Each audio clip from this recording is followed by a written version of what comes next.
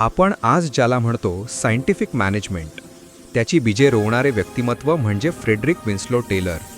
जगभरातील उद्योग व्यवसायात कार्यक्षमता आणणारा महान विचारवंत. टेलर यांचा जन्म 20 मार्च 1856 रोजी पेन्सिल्व्हेनिया USA येथे झाला. ते एका सुशिक्षित आणि समृद्ध कुटुंबात वाढले.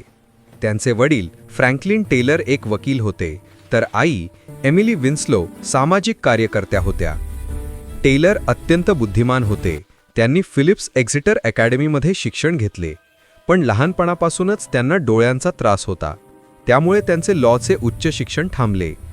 त्यानंतर टेलर यांनी कामगार म्हणून आपली कारकीर्द सुरुवात केली, मिडवेल स्टील कंपनीमध्ये. कामगार म्हणून सुरुवात केल्यानंतर त्यांनी मशीन शॉपमध्ये काम समजून घेतले, निरीक्षण केले, वेळ मोजला आणि कार्यक्षमतेचे तत्त्व शोधायला सुरुवात केली. टेलर यांनी सर्वात महत्त्वाची देणगी दिली सायंटिफिक मॅनेजमेंट.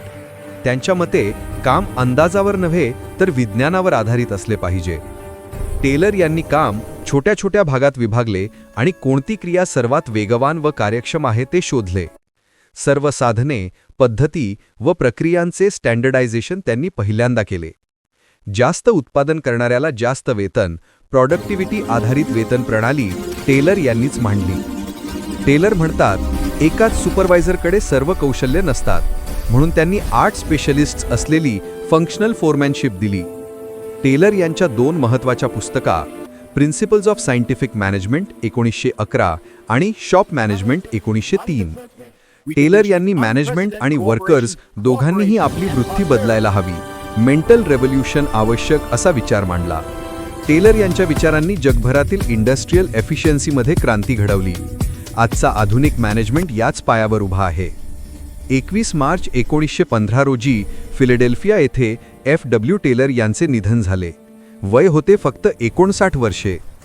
आज टेलर आपल्यात नाहीत, पण त्यांचे कार्य सायंटिफिक मॅनेजमेंट हे संपूर्ण जगाच्या उद्योग व्यवस्थेला आजही दिशा देते. म्हणूनच त्यांना म्हणतात फादर ऑफ सायंटिफिक मॅनेजमेंट.